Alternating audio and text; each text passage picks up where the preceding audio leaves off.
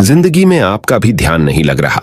ज्यादा सोचने की वजह से बार बार आपको घबराहट होती है और आपका हृदय भी जोर जोर से धड़कता है और बार बार निगेटिव विचार आपके भी दिमाग में आते हैं। तो इस ज्यादा सोचने वाली बीमारी से बचने के लिए और इस बीमारी को दूर करने के लिए आज हम आपको एक बौद्ध भिक्षु की कहानी के माध्यम से आपकी समस्या का हल बताएंगे। तो आज के इस कहानी को पूरा देखें ताकि आप भी इस कहानी को सुनने के बाद आपकी समस्या से छुटकारा पा सके। तो चलिए आज के कहानी की शुरुआत करते हैं। एक बार चीन के एक हिस्से में बहुत बड़ा मठ था जहां लगभग 500 भिक्षु रहते थे। वो सभी अपने गुरु के मार्गदर्शन में खुद को जानने का अभ्यास कर रहे थे। एक दिन एक लड़का उस मठ में शिष्य बनने के लिए आया। उसने मास्टर से कहा, मास्टर, मैं खुद को जानना चाहता हूं। मैं सच की तलाश कर रहा हूं। मैं पता लगाना चाहता हूं कि सच क्या है। मास्टर ने उसकी ओर देखा और कहा कि अगर तुम सच जानना चाहते हो तो तुम्हें अपना पूरा जीवन दांव पर लगाना होगा। सच को जानने में तुम्हारा पूरा जीवन लग सकता है। फिर भी इस बात की गारंटी नहीं है कि तुम्हें इस जीवन काल में सच का पता लगेगा या नहीं। क्या तुम इसके लिए तैयार हो? शिष्य ने कहा। मास्टर, मैं यहां पीछे मुड़ने के लिए नहीं आया हूं। मैं इसके लिए तैयार हूं। गुरु ने कहा, अगर ऐसा है तुम एक काम करो। इस मठ में 500 भिक्षु है। तुम उनके लिए चावल कूटने का काम करो। बस सुबह से शाम तक चावल कूटने का ही काम करो और जब तुम थक जाओ तो सोने चले जाओ। फिर अगली सुबह उठकर चावल को कूटना शुरू कर दो। इसके अलावा कुछ और मत करना। किसी और चीज के बारे में मत सोचना। बस इस रास्ते पर चलते रहना और दोबारा मेरे पास मत आना। जरूरत पड़ने पर मैं खुद तुम्हारे पास आऊंगा। उस लड़के ने गुरु के आदेश का पालन करते हुए चावल कूटना शुरू कर दिया। उस मठ में 500 शिष्य थे। उन सभी को समय समय पर भोजन की आवश्यकता पड़ती थी, इसीलिए वह बहुत जल्दी उठ जाता था और रात को देर तक चावल कूटता रहता था। जब वह थक जाता तो उसी कमरे में सो जाता था जहां वो चावल कूटता था। वो किसी से बात नहीं करता था और ना ही कोई उससे बात करने के लिए उसके पास आता था। कुछ महीनों तक चावल कूटते हुए उसके मन में पुराने विचार आते रहे, लेकिन उन विचारों को कोई नया विषय नहीं मिला तो वह अपने आप ही मिट गए। धीरे धीरे उसके मन में विचार कम होने लगे। कुछ सालों के बाद तो वो अपना नाम तक ही भूल गया। वह हमेशा चुप रहता और विचारहीन अवस्था में बस चावल कूटता रहता। उसने ना तो कभी ध्यान किया था और ना कभी शास्त्र पढ़ा था। मठ के बाकी शिष्य उसे मूर्ख समझते थे। ऐसा करते हुए 12 साल बीत गए। 12 साल बाद एक दिन मास्टर ने घोषणा की, अब मेरा आखिरी समय आ रहा है और मुझे अपना उत्तराधिकारी चुनना है जो मेरे बाद मठ का मुखिया होगा। इसीलिए मेरा कोई भी शिष्य है जिससे लगता है कि उसे आत्म साक्षात्कार हो गया है और उससे खुद को जान लिया है, तो रात को मेरे दरवाजे के पास आकर इस दीवार पर कुछ पंक्तियां लिखें जिसमें उसकी जिंदगी का सारा अनुभव समाया हो। कई शिष्यों ने ऐसा करने के बारे में सोचा, पर मठ के प्रमुख शिष्यों में से एक ने वहां जाकर कुछ पंक्तियां लिखी। उसे बौद्ध धर्म ग्रंथों का बहुत ज्ञान था। सभी शिष्यों को लगता था कि वो इस मठ का उत्तराधिकारी बन सकता है। उसने लिखा था कि मन एक दर्पण की तरह है जिस पर विचारों और इच्छाओं की धूल जमा हो जाती है। इस धूल को हटाने के लिए ही ध्यान है। जिसकी धूल हट जाती है और मन का दर्पण साफ हो जाता है, वो मोक्ष को प्राप्त कर लेता है। अगली सुबह जब मास्टर उठे और उन्होंने इन पंक्तियों को देखा और उन्होंने कहा कि किस बेवकूफ ने यह सब कचरा मेरी दीवार पर लिखा है। वो शिष्य जिसने यह लिखा था वो चुप रहा। हालांकि उसने जो पंक्तियां लिखी थीं वो ज्ञान से भरी थीं, लेकिन यह सब किताबी ज्ञान था। वो शिष्य बहुत चालाक था। उसने पंक्तियां लिखी पर उसने नीचे अपने हस्ताक्षर नहीं किए, क्योंकि वो स्वयं इसके बारे में निश्चित नहीं था कि ये सही है या नहीं, क्योंकि उसे आत्म साक्षात्कार नहीं हुआ था। गुरु ने पंक्तियों को पूरी तरह से खारिज कर दिया। ये देखकर सभी हैरान रह गए। ये घटना पूरे मठ में चर्चा का विषय बन गई। इस विषय पर बात करते हुए 2 शिष्य उस शिष्य के पास से गुजरे जो 12 साल पहले यहां आया था और दिन रात चावल कूटता रहता था। दोनों की चर्चा सुनकर वह धीरे से हंस पड़ा। दोनों शिष्य ने उसे पूछा कि तुम क्यों हंस रहे हो?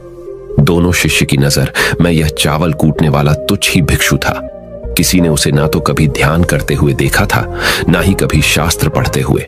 हर कोई उसे मूर्ख समझता था जो बस चावल को ही जानता था। उस मठ में बहुत बड़े बड़े विद्वान थे, लेकिन उस चावल कूटने वाले को किसी से कोई मतलब नहीं था। इसीलिए वह दोनों शिष्य उसे मुस्कुराता हुआ देखकर चकित रह गए। उन्होंने फिर उससे पूछा कि तुम क्यों हंस रहे हो।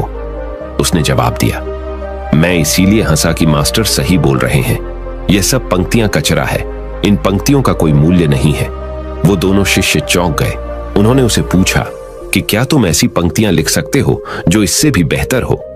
चावल पीसने वाले ने जवाब दिया, नहीं, क्योंकि मैं अनपढ़ हूं, लेकिन हां, मैं कुछ पंक्तियां कह सकता हूं। अगर तुमने उन पंक्तियों को तुम लिख सकते हो तो मैं तुम्हारे साथ जाने के लिए तैयार हूं। उन दोनों शिष्यों ने कहा, ठीक है। वे मास्टर के कमरे के पास गए और चावल कूटने वाले ने कुछ पंक्तियां बोली और दूसरे शिष्य ने उस दीवार पर लिख दिया और उन पंक्तियों के नीचे लिख दिया कि चावल कूटने वाला। उन्हें लगा कि मास्टर इस पर भी गुस्सा करेंगे। जो पंक्तियों उसने लिखने के लिए कहा था बहुत अद्भुत थी और वो पंक्तियां थी, मन तो बस एक का भ्रम है ना, तो मन है, ना ही मन का कोई दर्पण है। और जब मन ही नहीं है तो धूल कहां ठहरेगी। जो ये जानता है वो सच को जान गया। जब गुरु ने ये पंक्तियां देखी तो वे आधी रात को उठे और चावल कूटने वाले के पास गए। वह सो रहा था। मास्टर ने उसे जगाया और कहा कि ये लो, मेरी छड़ी और मेरे वस्त्र ले लो। आज से तुम मेरे उत्तराधिकारी हो, लेकिन इस मठ को छोड़कर कहीं दूर चले जाओ, क्योंकि इस मठ में बहुत सारे विद्वान हैं जो खुद को तुमसे ज्यादा श्रेष्ठ मानते हैं और वो तुम्हें मार देंगे। वो इस बात को बर्दाश्त नहीं कर सकते कि एक साधारण सा चावल कूटने वाला उनसे ज्यादा विद्वान निकला। तुम्हें वह सारा ज्ञान हो गया है जो मुझे है। तुम्हें यह सारा ज्ञान चावल कूटते कूटते हुआ है और मुझे पता है कि तुम जहां भी जाओगे लोग तुम्हारे पास आने लगेंगे, क्योंकि जब कोई फूल खिलता है तो उसकी महक हर तरफ फैलने लगती है। उसने अपने गुरु के पैर छुए और रात को ही वहां से चला गया। अगर हम अपनी जिंदगी में देखें तो पाएंगे बहुत से लोग सोचते हैं कि ध्यान केवल एक ही जगह बैठकर आंखें बंद कर कर ही किया जा सकता है, लेकिन हकीकत में ऐसा नहीं है। ध्यान तो चलते चलते भी किया जा सकता है, अपना कुछ काम करते हुए भी ध्यान किया जा सकता है। असल में ध्यान का मतलब यह है कि आप जो भी काम कर रहे हैं उसे अपनी शिद्दत से करें कि आपको आपके शरीर का ख्याल भी ना रहे। बिल्कुल उस चावल पीसने वाले की तरह जो चावल कूटने में इतना मग्न हो गया कि उसको खुद का कोई ख्याल ही नहीं रहा। उसने चावल कूटते हुए ही उसने आत्म साक्षात्कार प्राप्त कर लिया।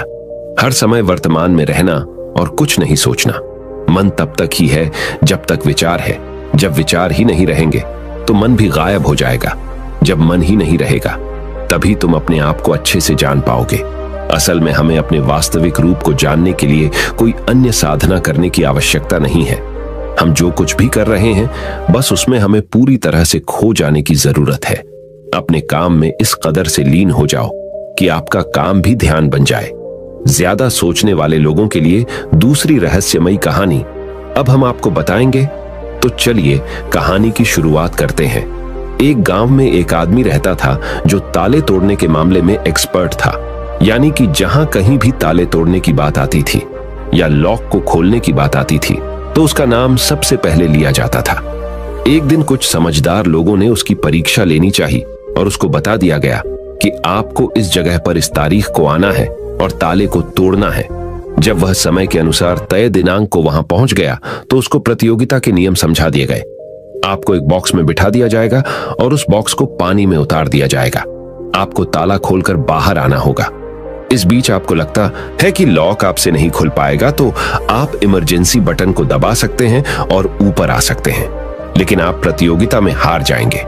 उसने सभी नियमों की हां कर दी और पानी में चला गया।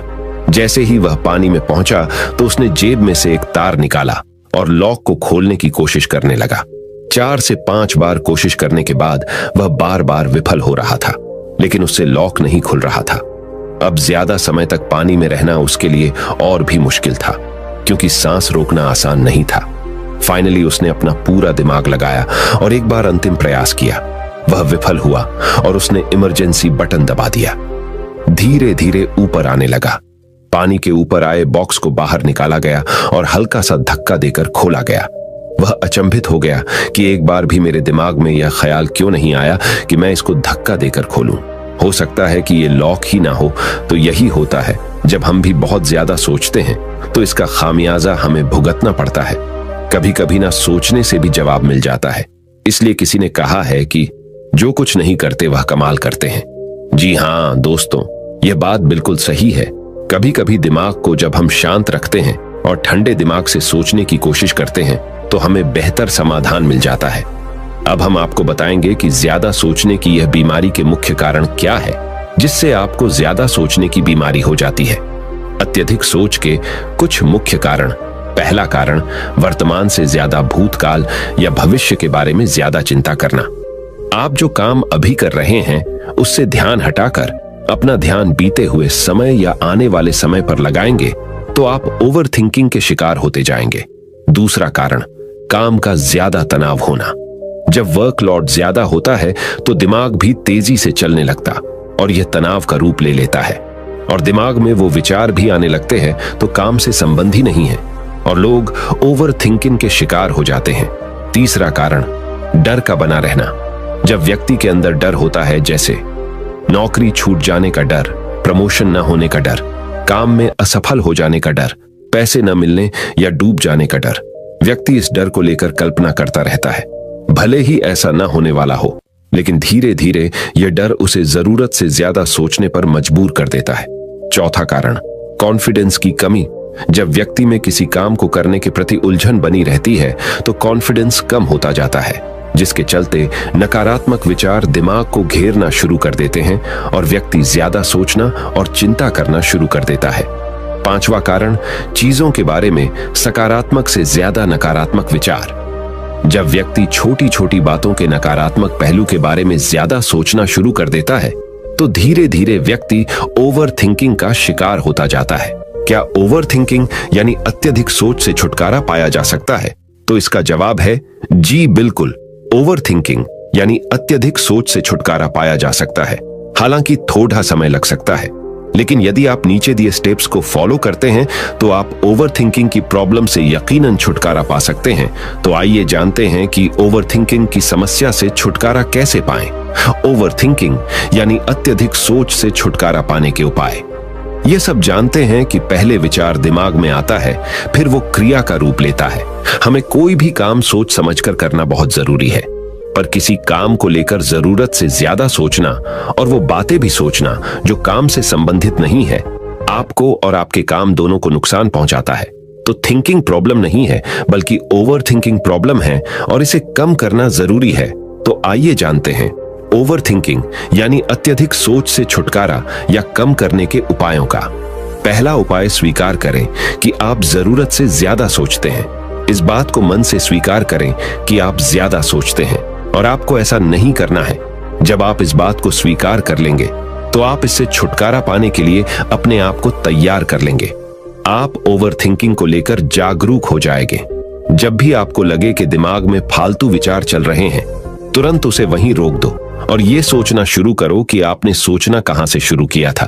तब आपको मालूम होता जाएगा कि आप कितनी फालतू की बातें सोचकर अपना समय और शक्ति बर्बाद कर रहे हैं। दूसरा उपाय, हमेशा सकारात्मक सोचने की कोशिश करें। क्या गलत हो सकता है कि जगह क्या अच्छा हो सकता है। सोचें। नकारात्मक विचार डराते हैं और आपका दिमाग चिंता से दौड़ने लगता है। जब आप उन नकारात्मक चीजों पर ध्यान केंद्रित करने लगते हैं जो कही हो गई, तो तब आप दिमाग के गुलाम हो जाते हैं। लेकिन जब आप सकारात्मक रूप से सोचते हैं तो दिमाग आपका गुलाम होता है। सकारात्मक रहने का मतलब यह नहीं है कि आप चीजों के सिर्फ एक पहलू को देखें, बल्कि सही और गलत दोनों पहलुओं को देखना जरूरी है। पर केवल नकारात्मक सोचना या ज्यादा नकारात्मक विचार आपको अनुचित सोचने पर मजबूर कर देते हैं। तीसरा उपाय, योग, ध्यान और व्यायाम करें। योग, ध्यान और व्यायाम मस्तिष्क और शरीर को स्वस्थ रखते हैं। ध्यान काफी लाभदायक है, इसे अपने जीवन का हिस्सा बनाएं। चौथा उपाय, वर्तमान क्षण में जीने की कोशिश करो। कभी कभी लोग बीती हुई बातों या घटना के बारे में ही सोचते रहते हैं और तनाव में आ जाते हैं।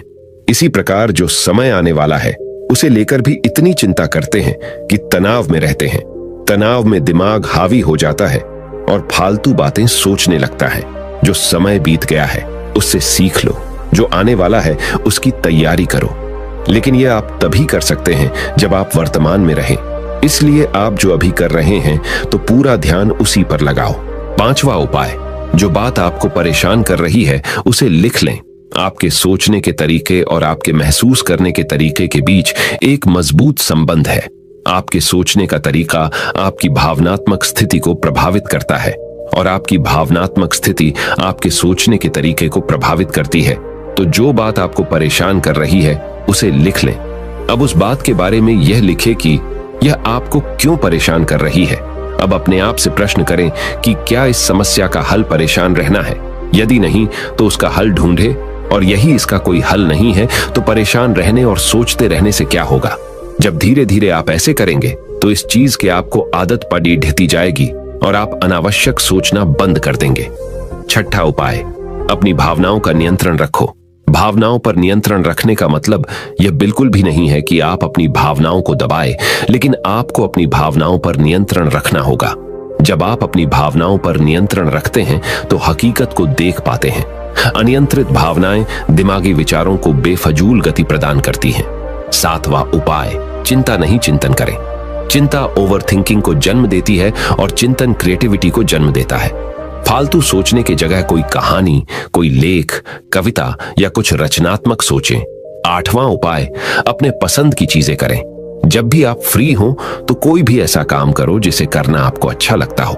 किताबें पढ़ें, गाने सुने, गाने गाएं, घूमने जाएं। यदि आपके घर में बच्चे हैं तो बच्चों के साथ खेलें। अपने दोस्तों से साथ समय व्यतीत करें। नौवां उपाय, अपना सर्वश्रेष्ठ स्वीकार करें। जब आप ज्यादा सोचते हैं तो न चाहते हुए भी आप नकारात्मक बातें सोचते हैं और अपने आप को औरों से कम आंकने लगते हैं।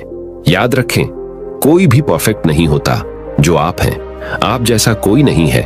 लोग क्या कहते हैं इस पर ध्यान देने की बजाय अपना सर्वश्रेष्ठ स्वीकार करें, अपने ज्ञान को बढ़ाते रहें और पॉजिटिव रहें। 10वां उपाय, मन को शांत रखें। आधुनिक जिंदगी भाग दौड़ और तनाव भरी है।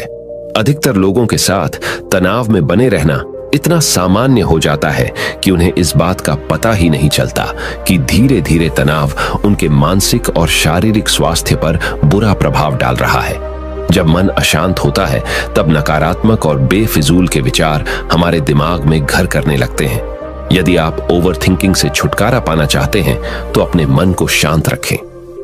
आपके सोच को बदल देने वाली 3 कहानियां अभी हम आपके सामने प्रस्तुत कर रहे हैं, तो इसे ध्यान से सुने। यह आपकी जिंदगी बदल लेंगी। पहली कहानी, चमकीले नीले पत्थर की कीमत। एक शहर में बहुत ही ज्ञानी प्रतापी साधु महाराज आए हुए थे। बहुत से दीन दुखी परेशान लोग उनके पास उनकी कृपा दृष्टि पाने हेतु आने लगे। ऐसा ही एक दीन दुखी गरीब आदमी उनके पास आया और साधु महाराज से बोला, महाराज मैं बहुत ही गरीब हूं, मेरे ऊपर कर्जा भी है, मैं बहुत ही परेशान हूं, मुझ पर कुछ उपकार करें। साधु महाराज ने उसको एक चमकीला नीले रंग का पत्थर दिया और कहा कि यह कीमती पत्थर है, जाओ जितनी कीमत लगवा सको लगवा लो। वो आदमी वहां से चला गया और उसे बचने के इरादे से अपने जान पहचान वाले एक फल विक्रेता के पास गया और उस पत्थर को दिखाकर उसकी कीमत जाननी चाहिए। फल विक्रेता बोला, मुझे लगता है ये नीला शीशा है, महात्मा ने तुम्हें ऐसे ही दे दिया है। हाँ, यह सुंदर और चमकदार दिखता है, तुम मुझे दे दो, इसके मैं तुम्हें 1000 रुपए दे दूंगा। वो आदमी निराश होकर अपने एक अन्य जान पहचान वाले के पास गया जो कि एक बर्तनों का व्यापारी था। उनसे उस व्यापारी को भी वो पत्थर दिखाया और उसे बेचने के लिए उसकी कीमत जाननी चाहिए।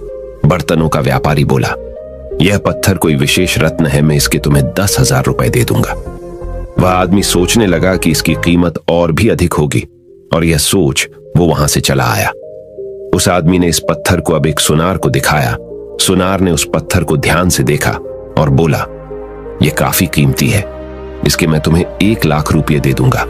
वो आदमी अब समझ गया था कि यह बहुत अमूल्य है। उसने सोचा, क्यों ना मैं इसे हीरे के व्यापारी को दिखाऊं। यह सोच वो शहर के सबसे बड़े हीरे के व्यापारी के पास गया। उस हीरे के व्यापारी ने जब वो पत्थर देखा तो देखता रह गया। चौंकने वाले भाव उसके चेहरे पर दिखने लगे। उसने उस पत्थर को माथे से लगाया और पूछा, तुम यह कहां से लाए हो? यह तो अमूल्य है, यदि मैं अपनी पूरी संपत्ति बेच दूं तो भी इसकी कीमत नहीं चुका सकता। तो इस कहानी से हमें यह सीख मिलती है, हम अपने आप को कैसे आंकते हैं। क्या हम वो हैं जो राय दूसरे हमारे बारे में बनाते हैं? आपकी लाइफ अमूल्य है, आपके जीवन का कोई मोल नहीं लगा सकता। आप वो कर सकते हैं जो आप अपने बारे में सोचते हैं। कभी भी दूसरों के नेगेटिव कमेंट से अपने आप को कम मत आंकिए। दूसरी कहानी, मेंढकों की टोली, एक मेंढकों की टोली जंगल के रास्ते से जा रही थी। अचानक दो मेंढक एक गहरे गड्ढे में गिर गए। जब दूसरे मेंढकों ने देखा कि गड्ढा बहुत गहरा है तो ऊपर खड़े थे सभी मेंढक चिल्लाने लगे, तुम दोनों इस गड्ढे से नहीं निकल सकते, गड्ढा बहुत गहरा है, तुम दोनों इसमें से निकलने की उम्मीद छोड़ ढाए दो। उन दोनों मेंढकों ने शायद ऊपर खड़े मेंढकों की बात नहीं सुनी और गड्ढे से निकलने के लिए लगातार वो उछलते रहे। बाहर खड़े मेंढक लगातार कहते रहे, तुम दोनों बेकार में मेहनत कर रहे हो, तुम्हें हार मान लेनी चाहिए, तुम दोनों को हार मान लेनी चाहिए, तुम नहीं निकल सकते। गड्ढे में गिरे दोनों मेंढकों में से एक मेंढक ने ऊपर खड़े मेंढकों की बात सुन ली और उछलना छोड़ देकर वो निराश होकर एक कोने में बैठ गया। दूसरे मेंढक ने प्रयास जारी रखा, वो उछलता रहा जितना वो उछल सकता था। बाहर खड़े सभी मेंढक लगातार कह रहे थे कि तुम्हें हार मान लेनी चाहिए, पर वो मेंढक शायद उनकी बात नहीं सुन पा रहा था और उछलता रहा और काफी कोशिशों के बाद वो बाहर आ गया। दूसरे मेंढकों ने कहा, क्या तुमने हमारी बात नहीं सुनी? उस मेंढक ने इशारा करके बताया कि वो उनकी बात नहीं सुन सकता क्योंकि वो बहरा है, सुन नहीं सकता, इसलिए वो किसी की भी बात नहीं सुन पाया। वो तो यह सोच रहा था कि सभी उसका उत्साह बढ़ा रहे हैं। इस कहानी से हमें यह सीख मिलती है कि 1. जब भी हम बोलते हैं उनका प्रभाव लोगों पर पेढ़ाता है, इसलिए हमेशा सकारात्मक बोलें। 2.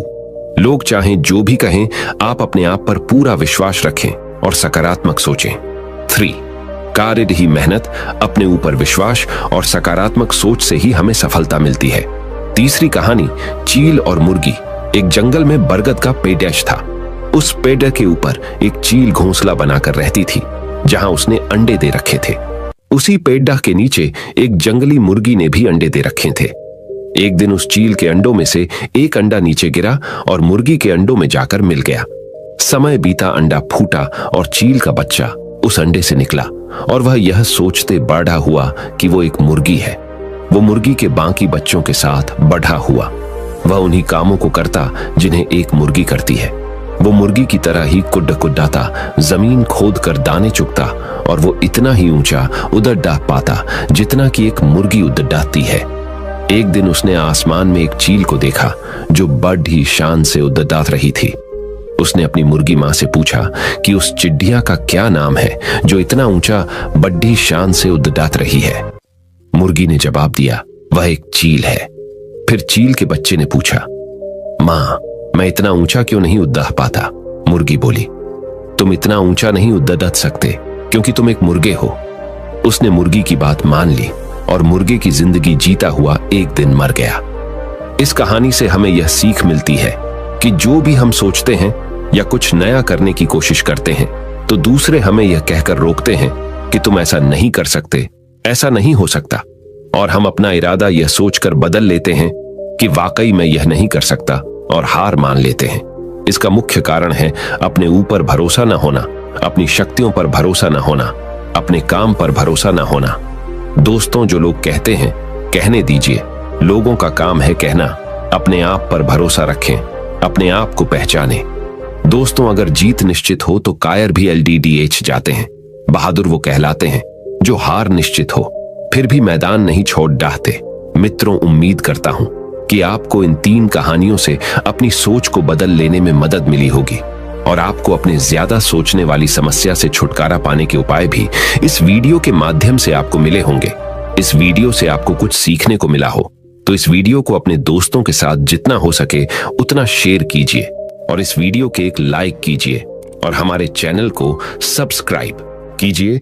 इस वीडियो को देखने के लिए आपका बहुत बहुत धन्यवाद। नमो बुद्धाय।